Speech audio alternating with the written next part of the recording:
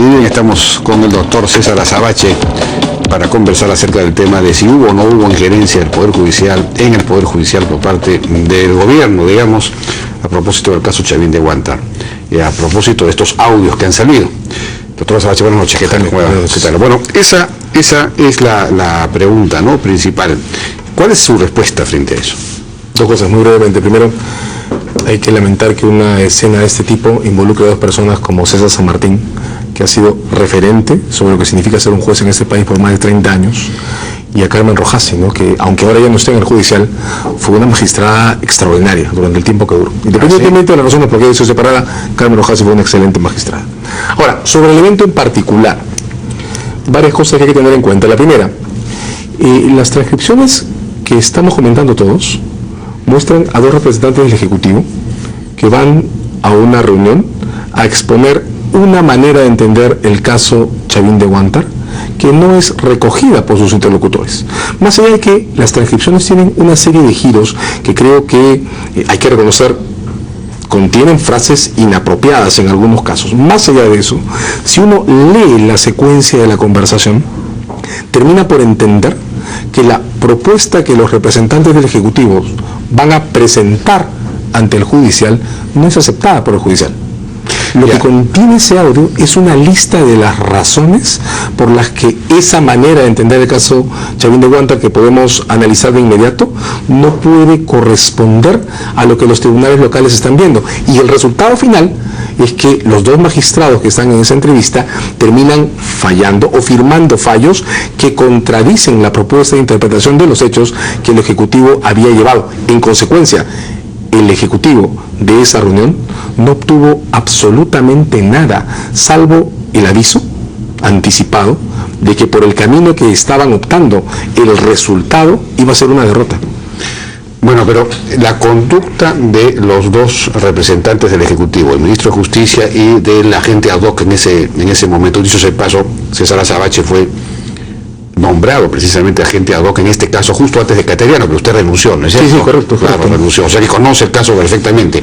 Bueno, pero la actitud, el comportamiento, la conducta de ellos, ¿va más allá o no va más allá de lo que la ley establece? Porque efectivamente, según la Ley de Defensa Jurídica del Estado, el Consejo de Defensa del Estado, el representante ad hoc, en fin, puede coordinar con el Poder Judicial, puede coordinar con el Poder Judicial, pero esto va a dar la impresión un poco más allá de lo que podríamos llamar coordinación, en el sentido que se trata de inducir una determinada sentencia, una determinada línea en la sentencia. Eso va más allá de lo Bueno, si alguien quiso inducir a la jueza Rojasi a fallar de determinada manera, no lo logró, bajo ningún concepto. No, pero aquí estamos juzgando, digamos, si era adecuado o no lo que intentaron hacer Jiménez en ese momento y Cateriano. Adecuado o inadecuado. A ver, lo que yo noto que hacen es presentar un caso que desde mi punto de vista está bastante mal ensamblado. No veo que haya... Eso es un error técnico. Eso es un error técnico. Pero yo me estoy refiriendo... Por supuesto, vamos a la parte moral. No veo ningún fragmento del audio en el que haya una presión explícita para que Rojasi elija entre A o B o C cosas. Sí veo un segundo error técnico. Quiero decir esto porque terminando esa reunión, lo que creo que debió hacerse fue cambiar una estrategia del Estado que no había sido recibida, validada, ni siquiera vista con entusiasmo por los magistrados que estaban en esa reunión. Ahora, la reunión en sí misma, bajo ningún concepto puede ser ilegal, bajo ningún concepto. ¿Qué es lo que ocurre? En mayo del 2012, cuando el entonces ministro Jiménez y el agente Cateriano piden la entrevista, estamos a medio camino entre el juicio ante la Corte, que es el que Cateriano tuvo a su cargo. Cateriano no lo tiene en el Perú, sino ante la Corte, y las audiencias del juicio en el Perú. Ahí hay una desincronía, ¿de acuerdo? Porque en el procedimiento habitual, el normal, la Corte Interamericana y la Comisión tienen que esperar que un Estado termine procedimientos internos como un juicio, de manera que el proceso internacional no genere presión sobre los jueces internos. Cuando comenzó esto, hay que recordar, todos dijimos que era una anomalía que la Comisión Interamericana pretenda llevar al Estado a juicio ante la Corte Interamericana cuando los tribunales internos no habían terminado de revisar su propia decisión. ¿Por qué?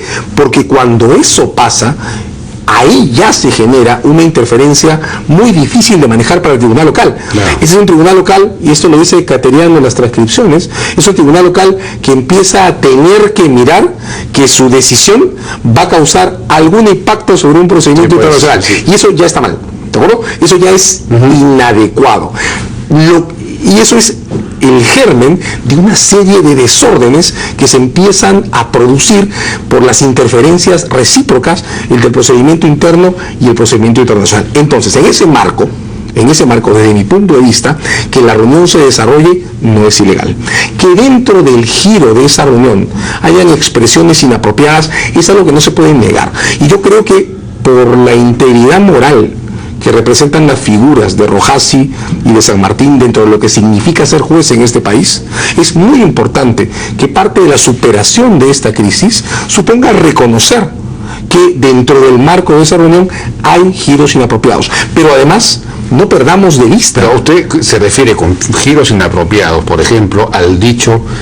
Usted menciona a dos jueces, pero uno de ellos era San Martín. Y San Martín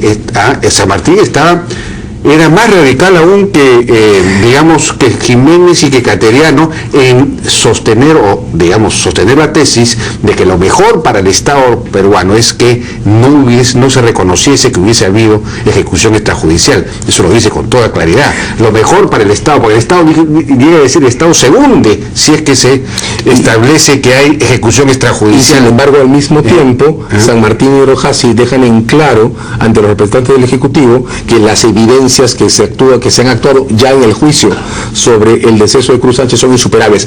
¿A qué me refiero entonces? A que en efecto esta crisis no puede pasar, repito, por la integridad moral de lo que significa ser juez en este país, no puede pasar sin que haya un reconocimiento de una cuota de giros inapropiados en esa reunión. No puede cerrarse esto a la ligera, simplemente diciendo que como existe la posibilidad legal de tener este tipo de reuniones, entonces no hay nada que discutir. No, esta es una crisis que hay que tomar muy en serio, por el bien del país, por el bien de la imagen moral de San Martín, por el bien de lo que significó Carmen Rojasi como presidente de la sala, y quiero decirlo además, por un concepto que es básico. Este juicio, la Ejecutoria Suprema que se dictó a finales del mes pasado, ha terminado confirmando, que el coronel Zamudio, el acusado principal por el deceso de Cruz Sánchez, tiene, a pesar de la década que lleva prófugo, tiene que ser detenido y tiene que ser conducido a juicio. Por cierto, este juicio ha terminado ratificando que este no es un asunto sobre la recuperación de la embajada o el comportamiento del comando regular del ejército. Es un asunto focalizado en las condiciones en las que se produjo el deceso de Cruz Sánchez y en la responsabilidad que el coronel Zamudio, en ese entonces, que no es un jefe de un destacamento del CIN, no un comando regular, debe enfrentar por ese deceso en particular.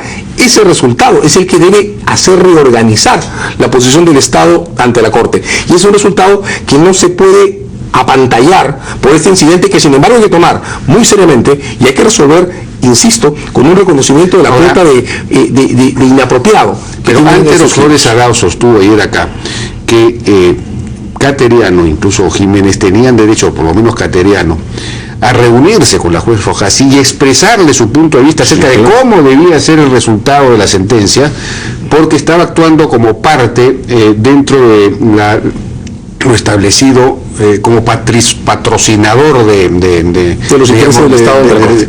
Claro, en ese proceso, según la ley orgánica del Poder Judicial, que establece que el abogado tiene derecho a pedir cita o a reunirse con el juez para expresarle, digamos, creo que la cita exacta es: ser atendido personalmente por los magistrados cuando así lo requiere el ejercicio de su patrocinio. Es un derecho del abogado patrocinante. Ahora, ¿esto se aplica a este caso? Sí, claro, lo que ocurre es que en general yo creo que el problema que estas transcripciones ponen no está al nivel de la legalidad estricta y el detalle técnico que marca el modo en que se organizaron las agendas, ¿de acuerdo? Creo que no vale la pena discutir eso. Creo que tampoco vale la pena discutir si las transcripciones provienen o no de una prueba ilícita, porque el evento tiene una dimensión moral distinta, ¿no? El evento lo que pone en cuestión es si hay o no en el resultado de este juicio un patrón de direccionamiento impuesto desde el Ejecutivo para que el caso de Chavín de Guanta termine en una dirección y en otra. Y la respuesta respecto al momento en el que está el caso y el resultado de las sentencias es que no. Lo que Rojasi y San Martín terminan haciendo es contradecir la teoría que sobre el caso había ido a proponerle el agente cateriano del ministro de Justicia. Bueno, Rojasi, no San Martín. Sí, San Martín firma, está de acuerdo. perdón, San Martín firma la Ejecutoria Suprema, que se publicó el 31 de julio, confirmando la sentencia de Rojasi. Bueno, esto habla bien del Poder Judicial en el sentido de que mantuvo su independencia pese a la presión, digamos, entre comillas, de Cateriano. Voy a decirlo más, y voy a ser extremo en contra de mis preferencias subjetivas.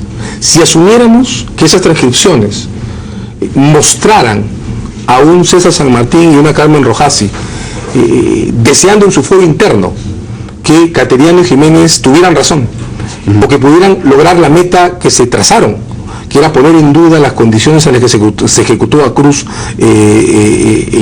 al final, después del evento, aún así, pues entonces fallaron en función a las evidencias y no a lo que en su fuero interno querían. Y de eso se trata ser juez. Se trata de dejar de autoinfluenciarse incluso por preferencias subjetivas y preferir la evidencia que está en la mesa. Hay una manera de interpretar esas transcripciones. Ahora, en el medio de giros inapropiados, esas transcripciones listan la cantidad de evidencias por los que la teoría que los representantes del Ejecutivo traían no podía ser viable a la luz de lo que se estaba actuando en el juicio. Y esa es la interpretación que, al margen, repito, de los defectos que esos diálogos tienen, creo que debe prevalecer. Además, la teoría en sí misma deja que desear, ¿no? Porque en realidad el único emeretista que fue efectivamente ejecutado extrajudicialmente habría sido este señor Tito, yo creo que sí, o Cruz Sánchez, ¿no es cierto? Pero él no fue ejecutado extrajudicialmente por ninguno de los comandos. Eso si lo que el Ejecutivo quería era dejar a salvo la honorabilidad de los comandos en esta acción, no tenía sentido, digamos, llevar la tesis de que Cruz Sánchez no fue ejecutado extrajudicialmente, porque él no lo había sido por ningún comando, sino por otro grupo. Porque la evidencia, además, en ese momento, mayo de 2012, ya era pública. A mayo de 2012 hay artículos enteros que resumen todo lo que tiene ese juicio y a dónde conduce. ¿Qué es lo que pasa? En mayo del 2012, la Corte tenía ya la demanda de la Comisión. Y la Comisión comete un error, desde mi punto de vista, que es mezclar en un solo paquete, como si fueran comparables, los casos de dos emeretistas, Pecero Pedraza y Meléndez Cueva, que habían muerto dentro de la residencia durante el enfrentamiento en una de las habitaciones recuperadas por los comandos, y el caso de Cruz Sánchez, que tiene características absolutamente distintas. Mi impresión es que las transcripciones demuestran que a mayo del 2012 el Ejecutivo estaba organizando su posición cometiendo el mismo error, pero a la inversa.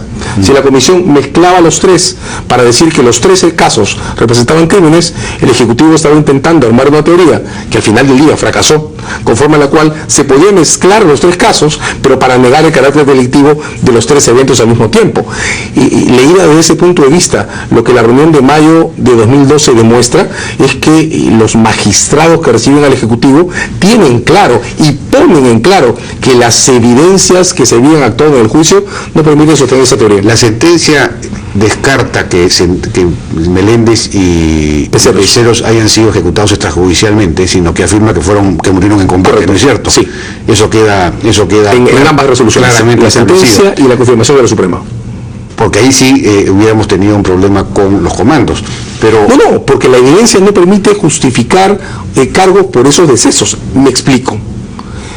No solo ambos emeretistas mueren dentro de la residencia, sino que el estudio forense que los propios Snow y Baraybar ensamblan demuestra que las huellas físicas que tienen sus restos son comparables, semejantes a las huellas físicas del resto de emeretistas. Contemos 7 o contemos los 13 que los comandos reportaron como bajas del combate, pero no son comparables con las huellas físicas de los restos de Cruz Sánchez, que tiene solo una bala. Tienen solo un disparo en la nuca, 30, 40 balas. Muchas balas, muchos casquillos, muchas huellas de disparos ellos en el cuerpo. Además, Cruz Sánchez, digamos, no solo es identificado como posible ejecutado por el informe de Snow y Baraybar. Cruz Sánchez está fuera del local de la residencia. Cruz Sánchez fue visto por 2 testigos vivos, por 2 policías. Por 2 policías, bueno, exacto, es mucho, es demasiado. Por último, estos audios podrían tener el poder de llevar a la Corte Interamericana a anular todo el proceso, a pedirle al Perú que anule todo el proceso, regresar a foja cero y volver nuevamente a meter a los comandos en el asunto? Yo creo que incluso estos audios... Porque la pregunta es por quién ha soltado el audio, ¿no? Porque qué intereses hay detrás, quién sale beneficiado con esto. Bueno, los audios existen. Yo tengo que decir que estoy de acuerdo con que no deberíamos tomar decisiones institucionales en función a productos ilegales, pero los audios existen. Hay que hacernos cargo de su existencia, hay que hacernos cargo de su contenido y hay que estabilizar las consecuencias de esto que está entre nosotros. Ahora, ¿qué va a pasar ante la Corte? Esa es la pregunta que resolver, porque este caso, el de Cruz Sánchez, ha acumulado tal cantidad de errores institucionales desde allá por el 2002, cuando se decidió, desde mi punto de vista, innecesariamente, ahí sí, incorporar a los comandos regulares por este caso de Peceros y de Meléndez, tal cantidad de errores, que creo que vale la pena no agregar uno más y no terminar autoconvenciéndonos todos que el resultado final de este juicio, que además la señora Rojasi acaba de defender en un comunicado, y el presidente del Poder Judicial también, disfrazándolo, autoconvenciéndonos que es el resultado de una interferencia que, con las impropiedades en las que insisto, no veo en esta transcripción. Bueno, esto, si tal cosa ocurriera, si ordenara regresar a foja cero, esto beneficia obviamente a los que se oponen, a los que quisieran incorporar. Yo honestamente creo que el único beneficiado de esta crisis es el coronel Zamudio. El coronel Zamudio tiene más de 10 años prófugo y hace solo 2 semanas ha salido una ejecutoria suprema que insisto, ese es el resumen del caso, insiste en que debe ser retenido y debe ser llevado a juicio. Si todo el proceso se anulara, esa ejecutoria suprema cae. Y con eso... cae temporalmente. Correcto. Y con eso sigue ganando el... Pero al mismo tiempo se vuelve a levantar el asunto y eso beneficia a PRODE y todo y compañía. Pero también beneficia el desorden que está rodeando este caso. Pero yo coincido en que a PRODE tiene mucha confusión sobre estos hechos, pero no es el único confundido, ¿verdad? El modo en que han pasado estas cosas demuestra que hay mucha más gente confundida sobre los hechos. PRODE no tiene ninguna confusión, tiene un interés. Bueno, desde un punto de vista. Lo cierto es que esto está desordenadísimo y hay que estabilizarlo con urgencia. Hay que estabilizarlo con seriedad, con madurez y reconociendo la cuota de desaciertos que hay que reconocer, pero sobre todo dejando a salvo cuál es el estado real de este proceso en nuestro medio y cuál es el estado real de las evidencias que han llegado hasta este punto. Bien, César Azabache, muchas gracias por su participación en la hora N. Fue el penalista César Azabache. Vamos a una pausa, regresamos ahora con Miguel Palomino y Jaime Pinto para hablar del abortado plan quinquenal de Petroperú.